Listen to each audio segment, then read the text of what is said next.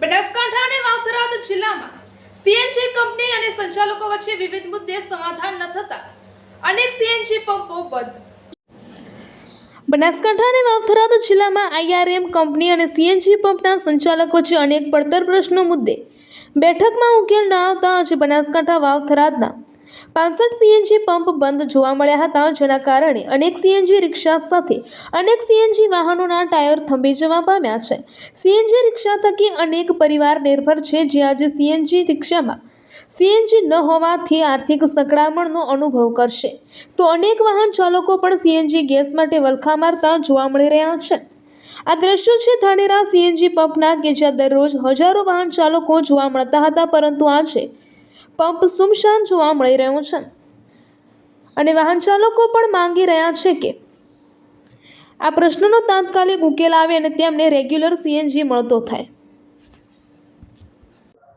મારું નામ બાબુલાલ વિરાજ, હું ધાનેરામાં રિક્ષા ચલાવું છું। સીએનજી રિક્ષા છે મારી પાસે।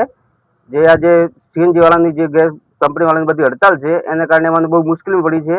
અમને ગેસ મળતો નથી। ધાનેરાની અંદર લગભગ 500 થી 700 રિક્ષા છે, એ બધા સીએનજી ઉપર ચાલે છે અને બધી રિક્ષાઓ બંધ છે।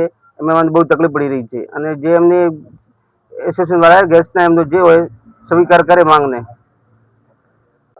ભરતભાઈ, આજે કયા મુદ્દાને અનુસંધાનમાં એક દિવસની પ્રતિક હડતાલ છે અને તમારી માંગ શું છે? અમે વિવિધ માંગણીઓ કંપની થ્રુ મૂકી છે। અમારી પ્રાથમિક માંગણીઓ કમિશન વધારો, અમે આજુબાજુ જે સીએનજી પંપો કંપની વારંવાર 5 કિલોમીટર 3 કિલોમીટરના એરિયામાં નવા આઉટલેટ આપે છે, એના કારણે અમારું સેલ ઓછું થઈ જાય છે અને અમારું કમિશન જે છે છેલ્લા 8 વર્ષથી એનું એ જ છે। કંપનીનો જે તે વખતે 8 વર્ષ પહેલાં જે આઈઆરએમના સીએનજી પંપો ચાલતા હતા, તેઓ સીએનજીનો કિલ્લાનો ભાવ પ્રતિ કિલોનો ભાવ 51 રૂપિયા હતો, આજે 90 રૂપિયા પહોંચી ગયો છે।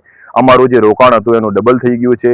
અમારા જે માણસો ફિલરમેન છે એમનો પગારો ડબલ થઈ ગયા છે, અમારું મેન્ટેનન્સ ડબલ થઈ ગયું છે, પણ અમને એક પૈસો પણ કમિશન વધારવા માટે અમે વારંવાર કંપનીને રજૂઆતો કરવી છતાં અમારું કંપની વાત સાંભળી રહી નથી।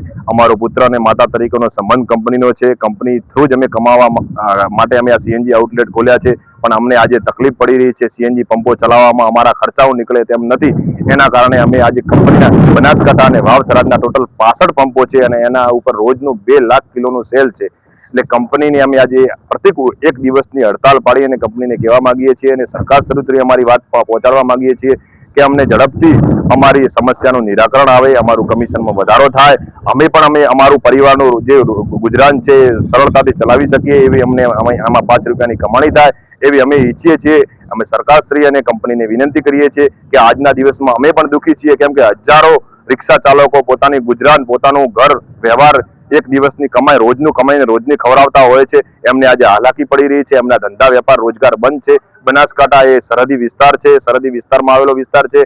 માઉન્ટ આબુ જેવા પર્યટક ક્ષેત્રો આવેલા છે, ગ્રાહકો કસ્ટમરો દૂર દૂરથી આવે છે અને એ લોકોને ખબર પડે છે કે અહીંયા સીએનજી નથી, તો એ લોકો કઈ રીતે પોતાનું વાહન ચલાવીને આગળ જઈ શકે, એમને ખૂબ તકલીફ પડી રહી છે। એટલે મારી કંપની અને આપના માધ્યમથી, મીડિયાના માધ્યમથી કંપની અને સરકારશ્રીને વિનંતી છે કે અમારું ઝડપથી સમાધાન લાવવાના પ્રયત્નો થાય અને અમારું કમિશનનો વધારો કરવામાં આવે અને વિવિધ અમારા બીજા મુદ્દાઓ જે એસોસિએશન થ્રુ છે એ મુદ્દાઓનું બેઠક દ્વારા અમારું સમાધાન થાય।